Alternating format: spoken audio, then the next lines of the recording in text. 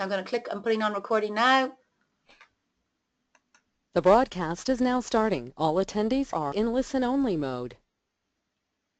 Hello everybody, you're very welcome. This is Brian Downs here, and welcome to the first in this metrifit education webinar series. We have some good information for you this evening, and we've got three people on the line with me. So we've got CEO of metrifit, Peter Larkin. Peter, say hello. Hello everybody, how are you doing? Welcome to the webinar. Thank you, Peter. And we have Anne Bruin, CTO, the Chief Technical Officer of metrifit, with us also. Say hello, Anne. Hi, everybody. And we have, delighted to have Brian Clarke from Noblesville High School with us on the line as well. Brian, how are you doing? I'm doing great. I'm looking forward to be able to have some discussion with everybody, and I appreciate the opportunity to be a part of this webinar. Thanks a million, Brian. So Brian really is the focus of this webinar for the next 45 minutes or so.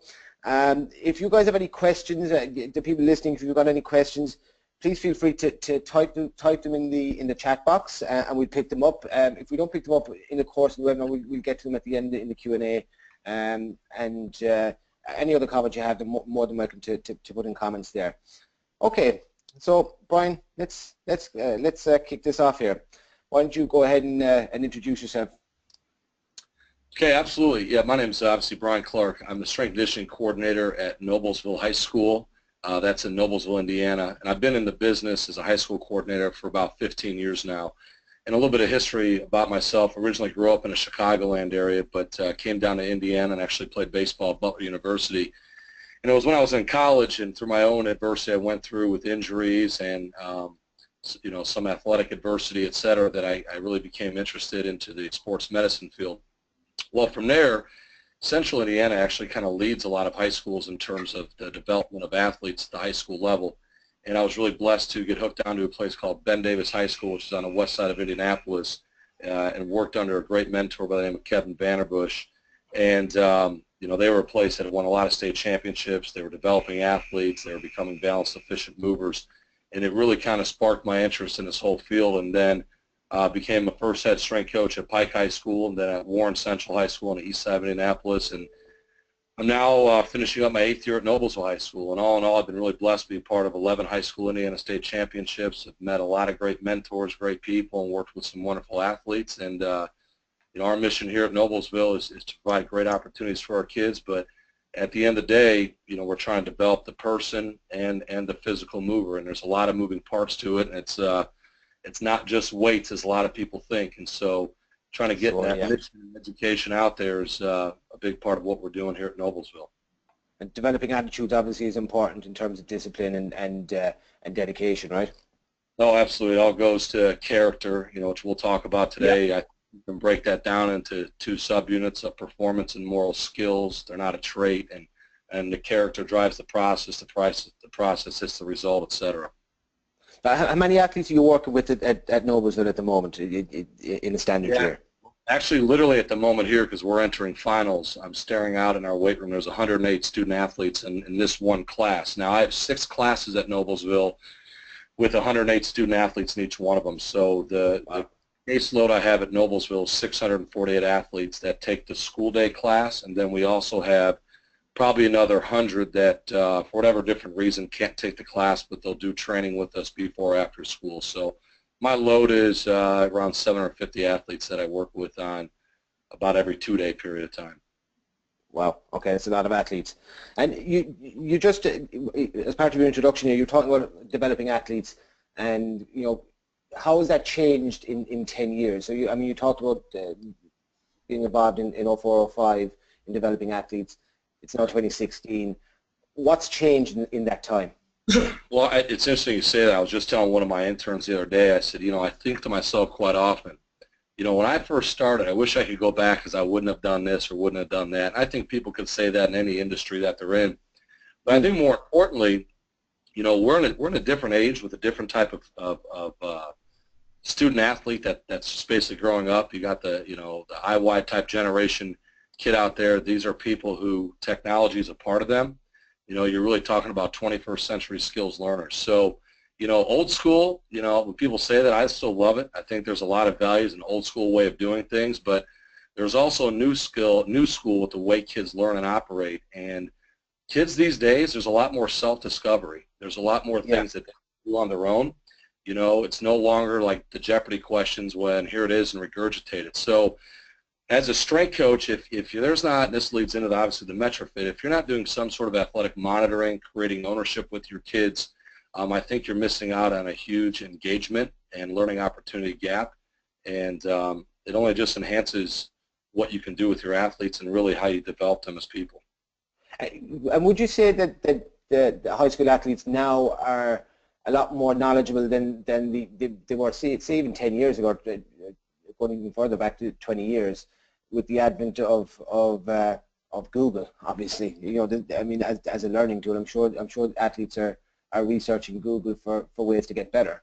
Yeah, but there's no doubt about it. Now, I think you take that to the other step too, where teachers, especially teachers who've been around a little while, they've had to kind of redirect their teaching style, because these kids can Google anything. So I think one of the first steps is understanding what good resources are and what good information is. And so as teachers, I think and coaches, you need to guide them towards that. Look at the fitness industry. There's a million magazines out there that has a different article every week or different month.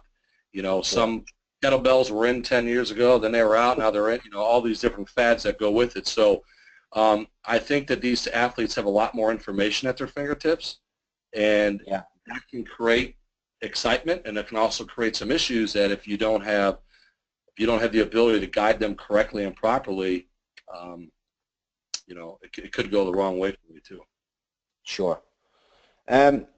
So I'm just moving on the slide there. This is an interesting quote from Paul Longo. What's your take on that? Well, I absolutely love this quote. I have it in a presentation, and ironically here, I'm speaking up in Michigan in a couple of more weeks, and Coach Longo is going to be there, so he'll let me know if I got it right or not. But I love this thing, and I've used this quote for about 10 years, and obviously the listeners here can see it themselves, but if by chance they can't see it, I'll read it here. It says, strength conditioning is 50% science, 50% art, and so I approach it that way. Bottom line is results, and results aren't just about getting bigger, faster, stronger, but it goes to character, it goes to teamwork, it goes to injury prevention, it goes to becoming other-centered, and it goes to wins and losses. And obviously that's Paul Longo, Notre Dame's head strength conditioning coordinator for football. For me, that just really sums up in a nutshell what I think strength conditioning really is, athletic development. There's obviously a scientific application, but like I tell my couple interns right now, I said, you got to get to a point you can roll out a program, in a matter of moments, because you've done this so many times. It's the artistic side of building relationships, and then now it's the scientific side of looking at, how do we really monitor sleep and nutrition? And that's a big one. People talk about all the time. That's one thing a coach can never fully control. Yeah. Well, I know there's a lot of universities out there, major ones, that still struggle in this area. A lot of times they'll just do a weekly survey. And that was one of the biggest things for metrifit that intrigued me, was the pure fact that this is a program here that has scientific analytics that makes it very simple for coaches and athletes to see what they're individually doing than as a group. And for example, like with some of our fall teams, we were averaging at Noblesville High School 7.1 hours of sleep each day. And so our goal is 9, but with teenagers, you know how crazy that can be. So we got it up to 8 hours by the time it came tournament time. And it wasn't quite where we want to be, but that measurable unit right there created so many better conversations. And also what it did is it allowed more coaches. We have a lot of lay coaches, and what that means here is they may not work for the school during the school day, so they might have other jobs and come in after school. So it allowed the opportunity for the lay coach, who may not have that physical presence with the kid throughout the day, to still have interaction and simply shoot them a text or a message via metrifit. Hey, Brian, I noticed last night you only had 5.5 hours sleep. Your stress level is here, you're sore, what's going on, buddy? And then you'd be amazed what some of those conversations have actually taken shape. But kind of back to that quote there, but one of the things I like, it's about character. Everything we do is about character. If you don't have good character, just in life you've got a problem, but if you don't have good character when it comes to your metrifit implementation or what you put in there, there's an issue too. So that's the main thing that we talk about here is those performance and moral skills, because that's going to allow you to make the proper choices when you're in the process of whatever that is in life. And then, then there's going to be results. Another way to look at that too is, I'll steal this from Urban Meyer from Ohio State, is, whatever the event is, plus your response equals the outcome. So yeah, that's kind of that's kind of our base model around here, at least. And look, I mean, how has it been working for you? So you guys you've been using metrifit for some time now, and right. So how has it been working for you? How have you deployed that across your 700 plus athletes?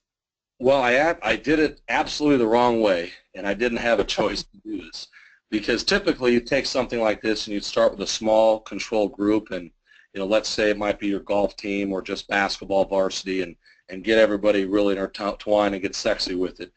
Well, with how we did it here and how we ended up incorporating the small fee into our course fees, we did it with all 650 students. So basically what ended up happening is we buckshot it out for everybody. I had a lot of one-on-one sessions with our coaches. We talked about it in class. And it just took a little time. Just like anything, you need to do something over and over and over before it become a habit, and a positive habit. Once all of a sudden the feedback started coming in and the conversations, and this is the main thing. I don't care what you use out there. If coaches or the adults who are implementing this don't use it themselves and are not speaking with their athletes about it, the kid's going to sit there and go, well, why am I doing this? There's never any feedback. So once the feedback started coming across, then the deeper conversations came in, and truly there were two students that there were some alarming numbers, and there were conversations that took place with them that all of a sudden it turned into life-saving conversations. And I have to stop that right there, but if you can kind of read between the lines, we got them to help and all that kind of stuff there. And I'm telling you right now, that never would have happened if it wasn't for metrifit. So one of the coolest things that we found that I never knew going into it was, you have a lot of students obviously we're dealing with, but even if you had a small group, this gives them a voice. Like I've got an athlete right now who's a freshman at Indiana University. He was a great football player this past year, made some of their all-freshman teams. I swear on my life that the 3-4 years I had him at Noblesville, he said like 40 words to me. Well, he still sends 25 texts a week to me, because he's a guy, he's not very vocal, but if it's the text or the message through metrifit, that's where our conversation is. So, like I said, it's given a voice for a lot of these other athletes that may not typically have one. Yeah, obviously that's really, really important. When you've got athletes who are, naturally quiet people, and maybe a little bit introverted, that voice is critical in terms of communicating with a coach. Yeah, and like I said, that was a derivative. It never really dawned on me going into this. It was more like the tangible, intangible analytic of the sleep, nutrition, etc. But then you start to realize you have your type A and type B people, and if the people listening out there with your teams, you can already, in your mind, those 3 or 4 athletes that'll lead the warm-ups, that'll lead things, that'll take charge. Yeah. Then there's the other half dozen that you wish would. Well, this gives them other ways to lead and communicate with each other and kind of practice that skill and maybe evolve a little quicker. Okay. That's fantastic, in fairness. Okay, so look, I just moved on the slide.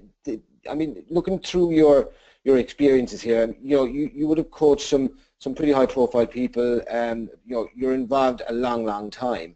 At what point did you get metrifit, or did you start to use the metrifit product? For us, we started using it roughly about a year ago. We started the process of it, and then, but I've been looking for something like this for quite some time. Probably, you mentioned 10 years ago, probably in 2006, I started looking for those things. At that time, I was at Warren Central High School. We had a lot of success, a lot of high Division I type athletes, and I was really looking for something more to engage them. At the time, when it came to strength clubs and numbers, we were leading the state of Indiana. As a matter of fact, I had actually reached out to some universities to get their freshman lifting records to engage our kids. So at that point in time, I started looking into functional movement screens to start identifying more of the asymmetries and imbalances for our kids, because I knew we were tight in certain areas and blah, blah, blah. But then what I actually started doing, I don't know if it was called IMG at the time. IMG's Academy in Bradenton, Florida, but one of the former athletes that was professional had given me the information the White Sox were using at the time, and it was an Excel sheet. And they were basically filling out this same type score sheet now that metrifit has. So a year or so ago, I actually was reading an article in USA Today about the Wisconsin men's basketball team, and Eric Helen, their strength coach, started talking about messaging his players after one of the Final Four games to make sure that they took their cherry juice, which is their recovery organic supplement. Yeah. And right away it started dawning on me. And so then I did some research there. And matter of fact, the first thing I did is I went online. I thought it was an app. I couldn't figure it out. And then through a little more research, I realized I had more connections in metrifit than I thought. And I contacted people. And here we are today. And it's been a game changer for us here at Noblesville. Fantastic. Can I move off this slide here? Oh, please do. So, yeah, so let's just do you want to take us through this piece here? Yeah, I can do this pretty quick. You know, this right here goes into a lot of what I do on a daily basis, and I think this is worth sharing because I have coaches who will ask a lot about how does Noblesville get the program this big, or what does your job look like. So for me at Noblesville, I'm a licensed school teacher, K through 12, in physical education, and for us people in the States, I'm going to call it old school gym. But I've also got a license, a principal's license as well, a min license I received in 2008, and both those from Butler University.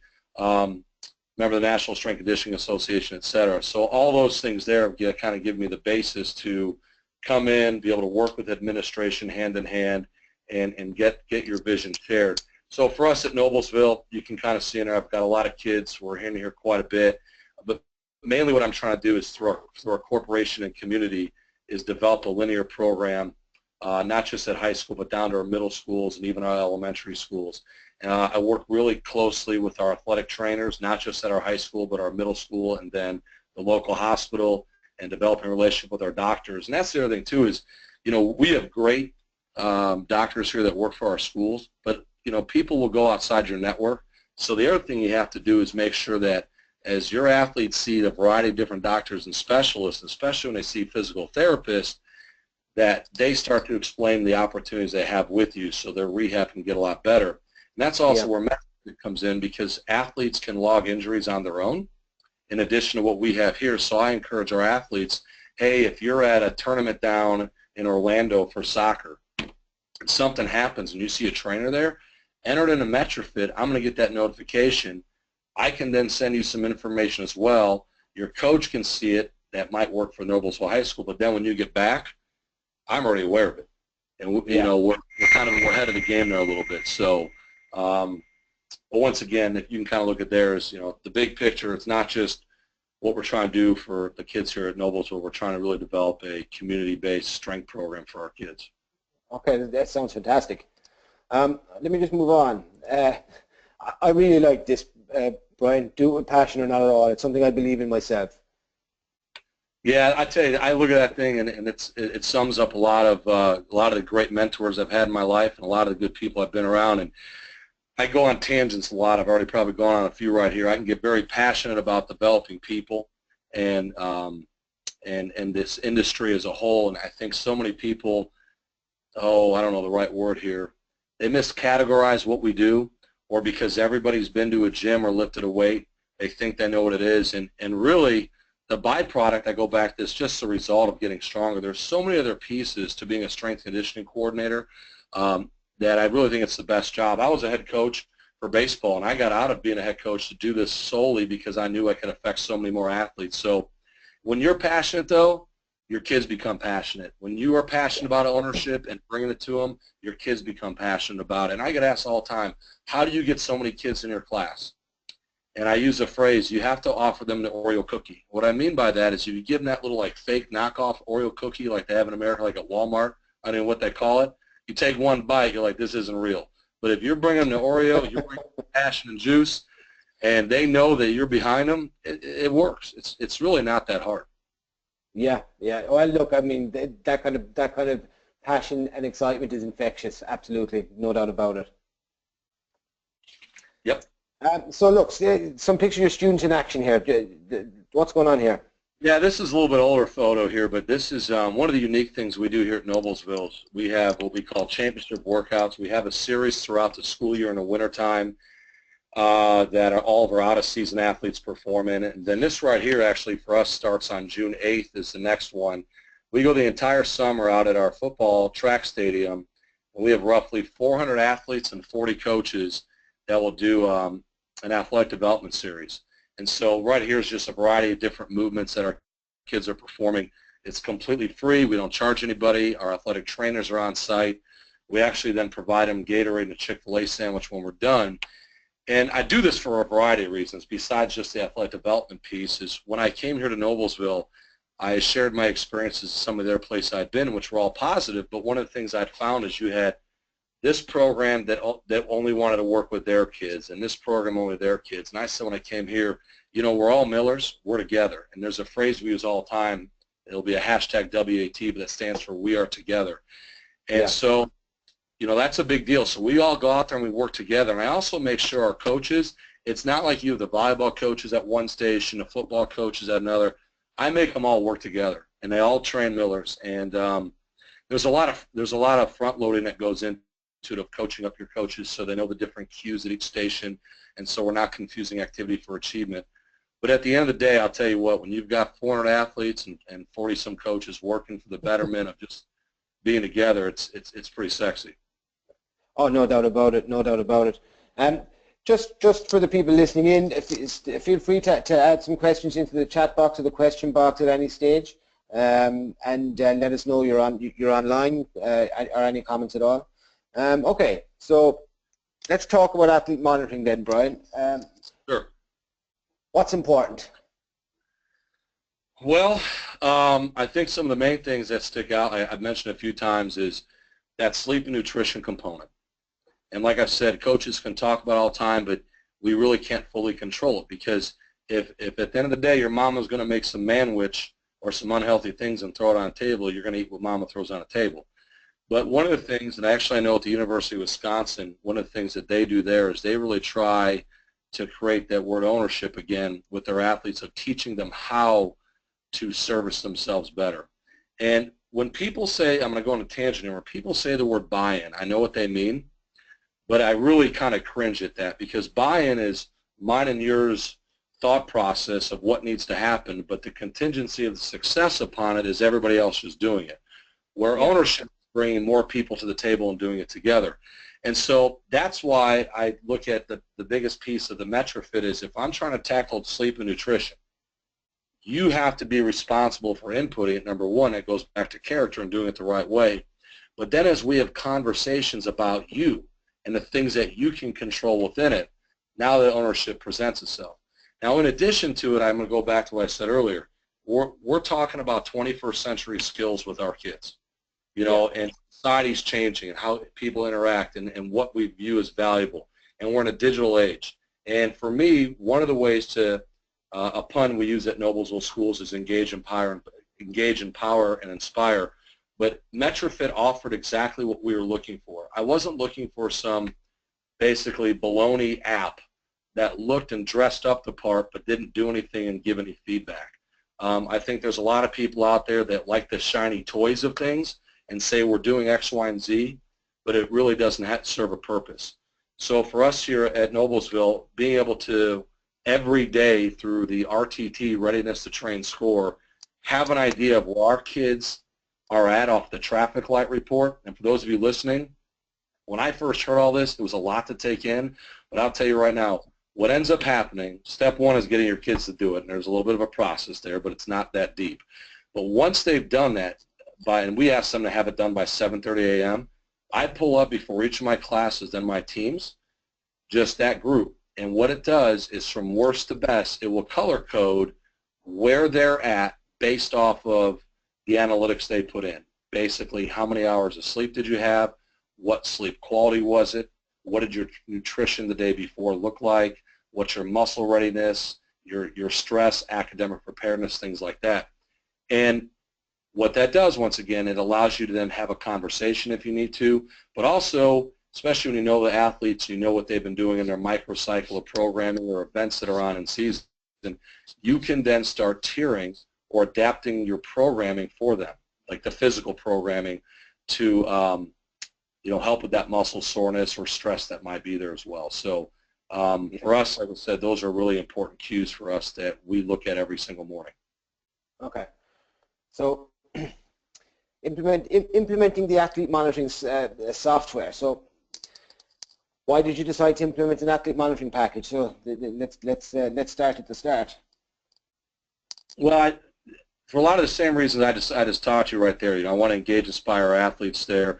Noblesville Community and Schools, we're very proactive with technology. We are a one-to-one campus. All of our students have iPads all the way through down. Middle school have them all the time, and we use Canvas, which is basically an online server for your textbooks, etc.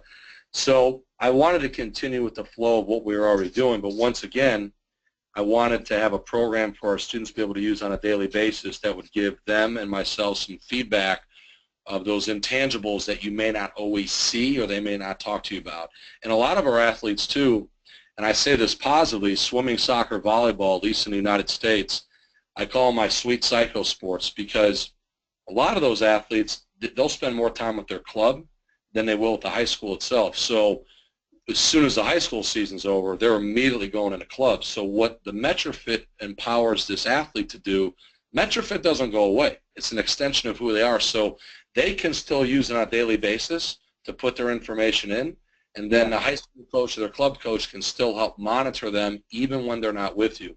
And the one thing I'll say is, when I remember hearing this from a few other people, is I'm thinking, okay, I started throwing up all the roadblocks that might be there, and I was saying, well, how long does this take? What type of device does it have to be on? What's going to prevent these kids from actually doing it? Here's what I can tell you. It takes roughly maybe 45 seconds in the morning for them to enter those analytical pieces to get the RTT score, which is that readiness to train. And then for some of the more advanced versions of metrifit, after their competition or workout, there's a rated perceived exertion, which is RPE. That takes 15 seconds. And one other thing I'll add is that working with metrifit, they have already front-loaded so many different exercises and emojis and vocabulary descriptors to help identify like what a number 2 might be or a 3 might be. But metrifit worked with me side by side, so we were using more of the language I use, and so the kids would understand, well, a 4 might really look like this. And so there's a little sliding scale they use with their finger, and they go ahead and they slide. Well, I'm a 4 here, and boom, that is what it is. And they've got a descriptor for what a 4 is. Pardon me? They've got a descriptor for what a 4 is, what it feels like. There will be a descriptor, and then some of them even have that emoji face that kind of goes with it to kind of give you more confidence of this is what it is. But I'll give you a side one. One of our better baseball players, our pitcher in the off season, his score came up low. So me and a baseball coach were talking about it, and we said, and it was based off of his nutrition. So we called him in. We said, Corey, I said, what's going on here? What'd you eat yesterday? He went through his entire thing, and I'm like, well, that's good. That's great. That's great. And he goes, well, I had a brownie. I said, so you had one brownie? He goes, yes. And I go, you put yourself at a 2. And 2 would be the lower side of it. And he goes, well, yeah. I said, no, man, you're still at least a 4 or 5. So those are some of those early conversations that you have. But he thought, God forbid, if he had a brownie, he ate like garbage for the day. And I tried to tell him, you're still a kid with an incredibly high metabolism. One brownie is not going to make you have a poor appetite.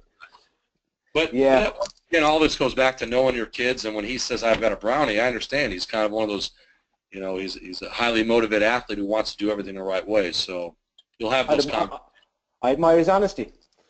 Absolutely.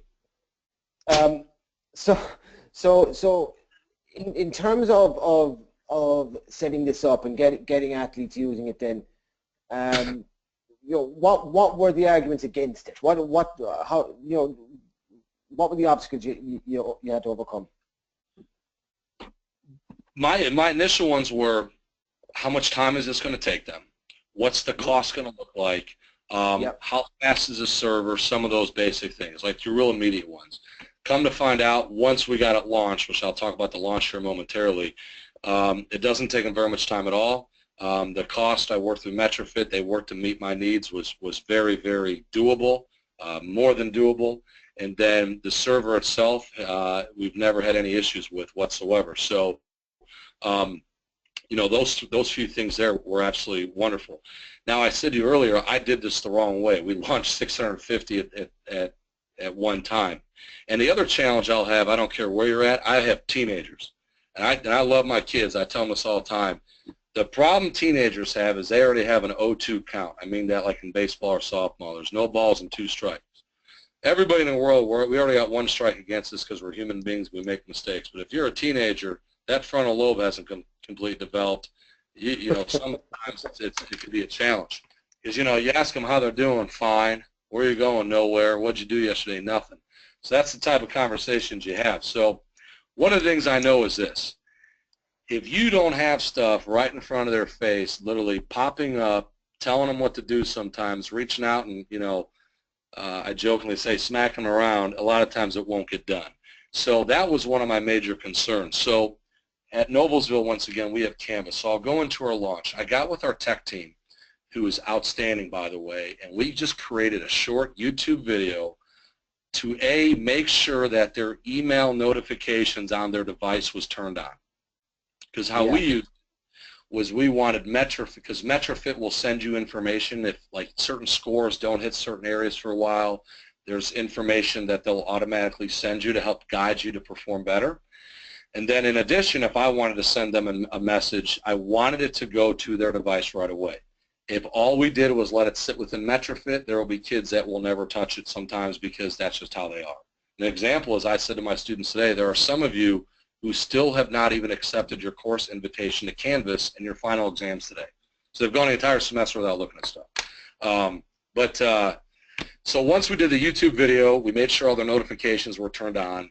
Then we went through the process of just logging them in. And it was very simple because all I had to do, and I'm doing this process right now for my summers, is I sent metrifit our school emails, not their personal one, the student's name and their school emails, and then we use sport codes for each of our group, and we identified those sports code with metrifit, and they very easily did it, so I send it on.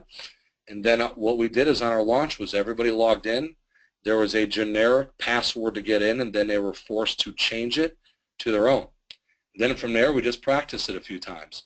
And what I would do the first couple of weeks is every morning, we would send text to them, remember to do your RTT. Or we'd have kids who had an internet issue, because, you know, there's a socioeconomic piece to it.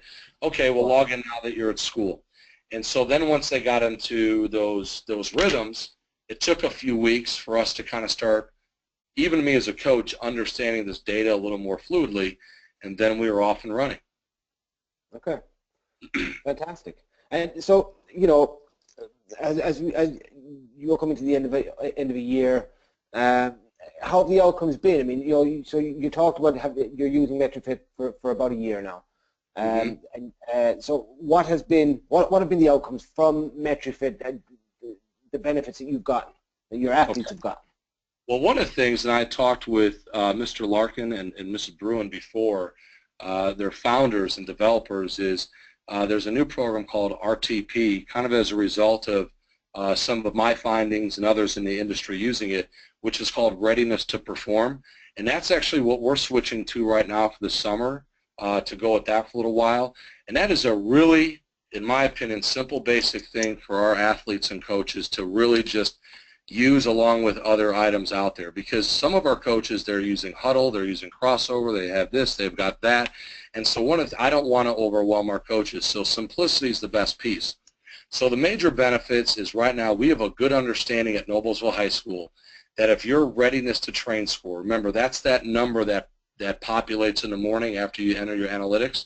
If you're in the 70s, we're having a good day. If you're 80s, man, you got sunshine and rainbow coming out of all your holes there, man. You're on fire. We are ready to rock and roll, and you're thinking clearly. Life is great. So we've been able to already identify going into the summer, at least for our population at Noblesville, what our greats, goods, below averages, those type of things are. So that's pretty exciting as our freshmen start to come in, besides the learning curve that they're freshmen. Okay, they may have an 0.3 count on them. But, you know, now we can give them, and more importantly, their parents as well. And this is another thing that I didn't realize. A handful of our parents love this because the parents can monitor this as well. Now all they got to do is make sure they have their child's password, which, and in an internet safety world, they should anyway. Yeah. So they're able to sit there and go ahead and look at where their kids are at. And the one thing I'll tell for all listeners out there, you have to tell this to your coaches, parents, and then especially some of your coaches who are parents and when it's their kid. I would never, ever, ever use what they put in metrifit against them negatively in a punishment way. And the reason why I say that is one of my initial sales before I was able to create ownership, like that buy-in before ownership piece, was I tell our kids, this is your diary. Only no one else in your team is going to see your information. I will, a couple other coaches will, but we've got your back. You know, we're not going to share this. So always be honest. Yeah, it's really, really important, and you can't violate that. No, because and this was where I saw that really when I say with the coach and who's the parent of their kid. If the coach looks on there and they told their son or daughter to go to bed by 9 p.m. and their son woke up at, say, or son or daughter woke up at 6 a.m., they think they got 9 hours sleep. Well, then their son or daughter logs they only have 5, and now they think they're on their phone with their boyfriend or girlfriend or playing games. If you come down on them and say, well, hey, I saw you had that on metrifit, we're done. You know, you've got to find other ways to, I guess, catch them and not use this tool. But parents have loved it because they've been able to see information that, because here's the thing, kids don't realize parents look at stuff. That's why they're still not very intelligent when they go on social media. They think their friends just put it out there, but everybody sees it. So that once again, I go back to the fact that they've got an O2 count against them as teenagers works in our favor, but then as adults, we've got to make sure that we don't let on that we know more than they think we do. I got a question in from one of the audience here. They want to know, do you have any perspectives on monitoring heart rate across training over a week or a season? Heart rate monitoring, was that the question? Yeah. So just to read it again, do you have any perspectives on monitoring heart rate across training over a week or a season? Well, here's one of the things that goes into it. Me personally, like many years when I first started, we had polar heart rate monitors. Now I know there's a lot of wearables out there that people are using. There's a lot of, you know, the Fitbit was a big craze over the Christmas time this year, et cetera. I don't have wearables for any of our athletes unless it's doctor prescribed. We've got some kids need to be monitored for different health reasons. But with the metrifit piece, and this was the only thing we had to teach them, they're required to enter in the resting heart rate in the morning.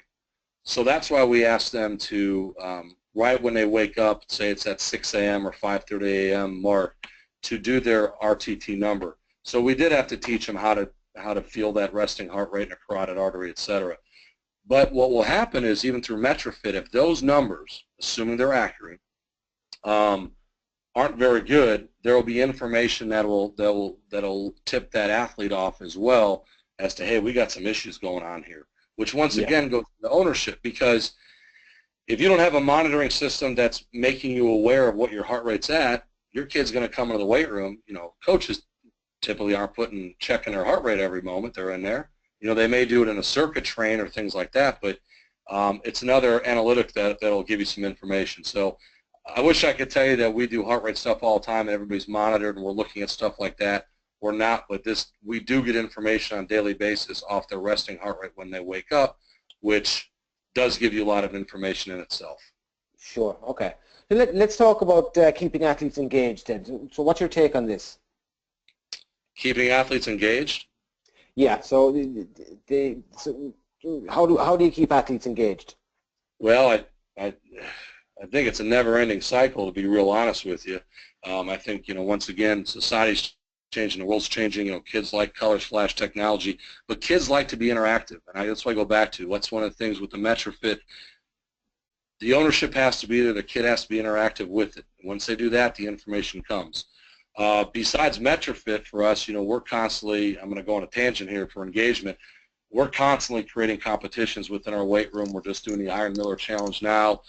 We constantly have kids that are doing different videos of themselves and prescribing different workouts that go through me to kind of create that ownership again. But like I said, the engage, inspiring, empowering, I think happens by allowing them, I'm going to beat up the word, but ownership and really the involvement in their process and their journey. It's not just sit back, do 3 sets of 10 and here you go. It's really starting to analyze what you're doing.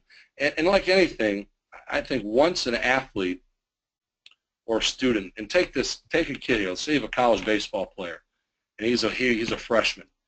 All of a sudden that summer, that college baseball player starts working camps and teaching other kids how to play baseball. Yeah. There's all of a sudden a little synergy, a light bulb goes off, and all of a sudden you have to teach it.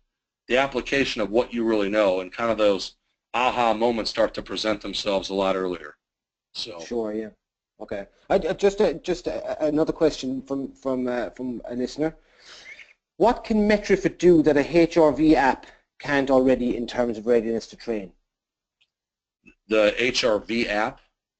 Yeah, that's what it says. What can metrifit do that a HRV app can't already in terms of readiness to train? Is there a specific on what that app does? If I'm understanding it the right way, the heart rate variability app. Oh, okay. This is where I'll let Peter and Ann kind of jump in if they've got some analytical pieces that can dive into that a little bit better. So maybe, Ann, that would be a good question for you. Yeah, I suppose there's a lot of research out there at the moment that looks at objective versus subjective and self-reporting information. And I suppose what we're talking about in RTT is an awful lot more than just your heart rate variability. It's a lot of things that may not actually show up in your heart rate variability, but you're not really talking about the training process. You may be talking about, okay, this person is very stressed and there's a lot of issues going on that we should address. So I think what we're trying to do is give you the whole holistic picture of the athlete and the full story of everything and how it affects. So what it's trying to do, of course, heart rate variability is important, and if you have that, all the better, and if you have apps that can do that. In our experiences with a lot of clients, they just don't have the resources or the money for those devices. So as Brian talked about earlier, the resting heart rate in the morning can be a good indicator. If you use GPS, we do separate objective loads of that information, and you can compare it with the subjective information as well. Okay, thanks, Anne. Brian, back to you. I just moved on to the next slide there. So technology to engage, motivate, provide instant feedback. What are we seeing here? Yeah, this is that, if I'm reading correctly on your screen there, this is that traffic report that you will see in the morning time from the body and mind entries that the athletes make themselves. So one of the things I get every morning, and actually I send this to, not all of our coaches when we first did this had access to metrifit, and some of it I restricted solely because they weren't around, etc. But what I do with this every morning is I export into a PDF, and then I email to coaches. And I even email to coaches who have access but I know might be busy or can't look at it right away, and so then they can share with their staff. So when you look at this across the board, you're going to see the mood state, sleep quality, sleep duration, energy levels, health, muscle readiness, yesterday nutrition, etc. That is what those athletes are going to identify and score. And we ask them to do it right when they wake up, so that, once again, going back to the heart rate, that heart rate's low. Then from here, it tells us a lot of different information. So if you have a bunch of reds, typically there's a relationship between all of them as to why that happens. But then there's those talking points, or there are those interventions as a coach or coaches will put in place. The intervention might simply be counseling a student, but sometimes it's going to be the physical intervention of literally modifying or adapting a program to fit their needs. Okay. Okay, cool. So I mean, you can get a snapshot of your squad of athletes, whether it's football or baseball or golf or swimming or whatever it is. You can get a snapshot of where they all are just by looking at this. And the slide I have up here, I would say, is by looking at it, I can't necessarily read the scores here, but that's a really healthy team. If you looked at a lot of mines where it says athlete 1, 2, 3, 4, 5, 6, I'd have a lot more reds that were up there initially. And I'll go back to that. That's the one thing that hooked me up, that hung me up a little bit, was, well, if this kid's a red here and this kid's an orange, what's the big difference maker? But common sense plays into it. If you know your athletes, you'll understand that he or she who says a red, that just might be because they're hypersensitive, and you know how to deal with them anyway. Or there could be validity to it. But once again, a lot of these scores, it's character revealing as to who they are, but once again, it's good talking points as to what they need that day. And a little one, here's an example. You're stressed out, so you didn't sleep. You didn't sleep because you're stressed, right? It makes sense. You didn't eat because you're stressed, you didn't sleep. What's going on? And if you send that message at 7:30 in the morning, I've seen this one 2 or 3 times. A kid forgot to do a project or messed up behaviorally with a teacher. So now they're nervous. So if you intervene in the morning time as the coach, because now they're nervous about that class, but then they're nervous about what that coach may have as a reward, if you know what I'm saying, wink, wink, for them later on. And now if you as the coach intervene and get to them ahead of time, maybe coach them up on how to face this problem the right way, and you've already had that discussion, now that athlete might be better prepared to face that other situation. But more importantly, as the coach, when you get them at 3 o'clock or whatever time that is, you're not looking at that body language now going, okay, what is going on? But you're in the middle of coaching, can't stop coaching to try to figure it out after practice. You already know what's going on. You've taken care of that issue or started the process of working on it, and then that allows for a more engaged, no pun intended, practice. And this refers back to the more holistic approach that Anne was speaking about there a few minutes ago. Correct. So, in your, as you look at this, and in your experience of using metrifit, if athletes were monitored at high school, do you think this is going to assist them in being better men and women, in being better students, in being better athletes when they get to college and go beyond college? You know, do you think there's follow-on benefits for this once they get to know themselves a bit better, I guess? Well, there's no doubt. I've actually through talking to Mr. Larkin about this, we've talked about bringing this to our entire school, and I've met with our building principal about it, and he was excited with the concept. We're gonna be smart and start smaller. So this year, I'm the department chair at our high school as well. I've talked to our other wellness teachers, and we're going to start with just some of our other classes, like our basic physical education classes, our health classes, because let's take sports completely out of this right now, because at the end of the day, sports end for everybody, and we're talking about lifelong educated kids, lifelong learners, etc. If you're a health teacher, let's go English. You're an English teacher. This same information is just as valuable in that English class as it would be in the athletic arena, because kids still have stress, they still don't sleep, they still got things going on. You know, there's eating disorders, there's all these different pieces that go in there, where if you're getting a traffic light report about just the students you have in general, that's going to help you with maybe why their book report wasn't very good, or why they didn't do their readings, or why they didn't turn things in. So, because teachers are overwhelmed, coaches are overwhelmed, but now, once again, there's a voice there. It creates better communication. I think we all know as we communicate, the stronger relationships we have, as opposed to just pigeonholing a kid. Well, that kid there, he or she, they just never do it. They're just never organized. They're just this. And it kind of takes the cloud away, per se. Yeah. And I've got a question in for you.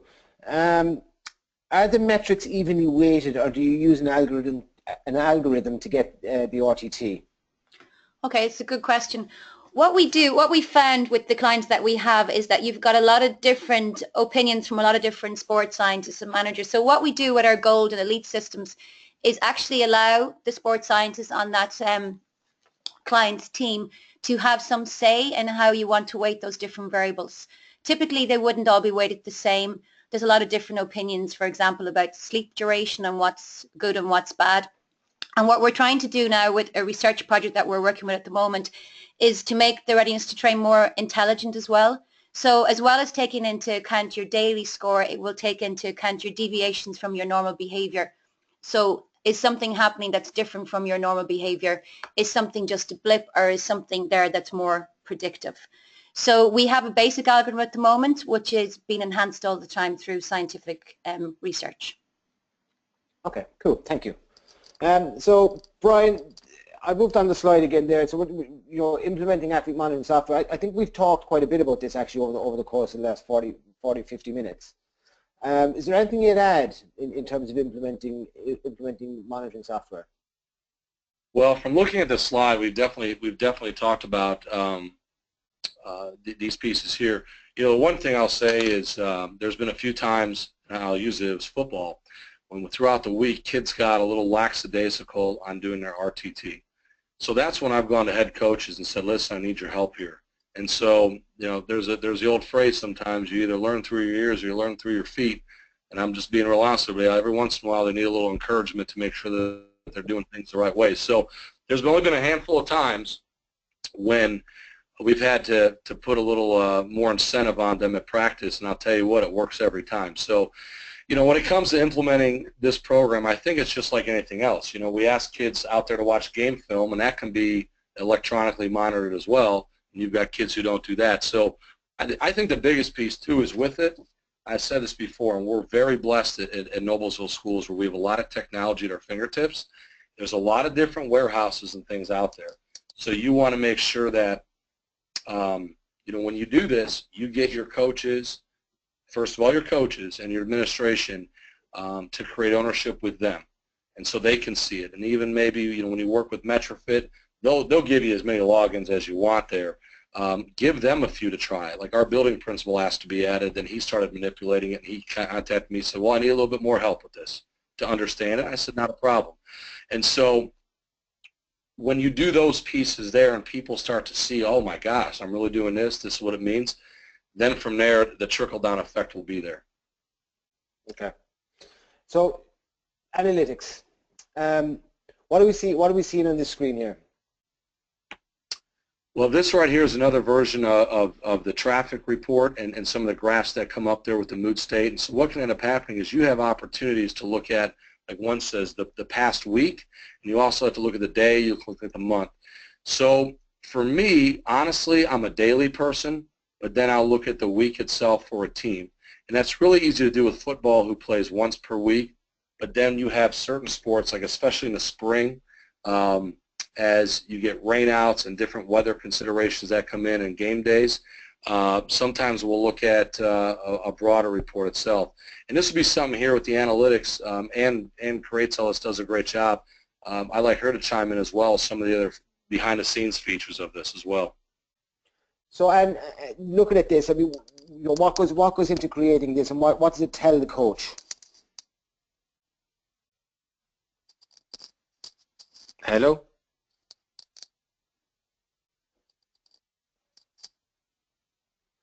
Did we lose Ann? Yeah, I think we might have lost Ann. No problem. So look, let's move on. We're almost out of time. Sorry, Brian. I just lost. We got him back. Great. You lost my window. Back, right. Let me jump back to this screen, Ann. So the question was, what goes into creating this, and what does it tell the coach? Okay, so what we're trying to do here, this is sort of our analytics, which you can kind of get information on once you have at least, say, 28 days of information. So we have two views that we do currently. We look at the last 7 days compared to the last 28, and then the last 28 compared to the last 3 months or 84 days. And what this is kind of highlighting is there somebody, that you think is okay on the daily basis, but there's some little pattern that has changed. It also gives you a sort of a more in-depth view of somebody if you've discovered a problem and you want to delve into them in a little bit more detail. So here, for example, it'll list your team in order of who has had the most sort of alerts by that analytics. It'll show you the readiness to train score for today, and then it will kind of color green, amber, or red based on certain different areas. So we look at your readiness to train score. We look at your acute versus your chronic training load ratio based on the research from Tim Gabbett. We look at health, muscle soreness, and then all the sliders that you fill in, all the information. It will do a short algorithm on that, looking at ratios of greens to red and ambers, and come up with what you think the areas of concern have been in that last 7-day period. Okay. This chart over here on the right will show you the Z-score. So it's showing you the actual deviation of that particular piece of information against the last 28 days. So they say it has to be over 2 to be a significant deviation. So again, we'll color code those green, amber, red. So it's easy for the coach to highlight, is there an issue at one of these areas? Sure. Then we look at, just basic statistical functions, your min, your max, your mode, your comparison to your group. There's little pop-ups here that will show you the whole 28-day in a nice color-coded graph. And for this last 7 days, you can actually get a view of the amount of reds, ambers, and greens that you've scored. So you're getting kind of an overall visual picture of that athlete. And then the graph that you can't see there is the acute chronic workload ratio. And what you're trying to do there is to highlight any sudden spikes in training load and indicate that back to coaches and athletes. So we're really talking about a very, very comprehensive piece of software here that can give you a real insight into not just the physical readiness of your athletes, but the psychological readiness, the emotional readiness of your athletes. Would that be fair, Brian? Yeah, and that the whole time I'm listening to Ann again, I just get impressed because this program is kind of multifaceted. If you're an exercise science guru, you know, like I know, like IMG Academy, two of my good friends, one's the football coach there, one's the strength coach there.